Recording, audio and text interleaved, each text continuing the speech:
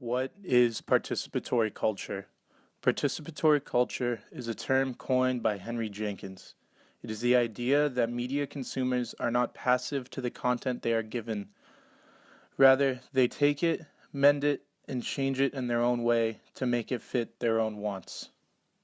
In other words, they are active with their content and evolve it into so much more, changing it from its original form. Some examples of participatory culture include online talk forums, fan fiction stories, making art, and so much more. Think of how some television shows will ask people to tweet at them, Words of twisdom. And text them how to you vote, can text your vote from any wireless carrier. or ask for fan mail. That is consumers interacting with the content and producers. They are participating. See, participatory culture has always existed.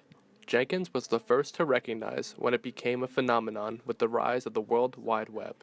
People have always been fans of the content they were given and would converse about it and make things about it. Take Star Trek, for example. Star Trek super fandom existed long before the internet, but it was very limited. Back then, fans of Star Trek may have only had a small group of friends to talk about the show with.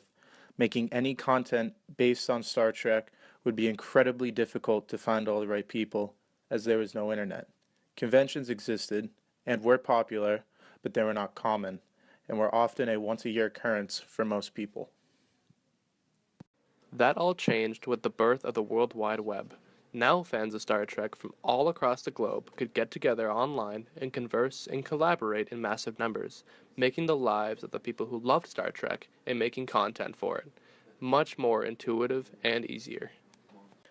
Henry Jenkins was the person who recognized this occurrence of a culture participating in the content it's given. Cultural studies now revolves around this fundamental idea of active audiences. That is all in thanks to Henry Jenkins.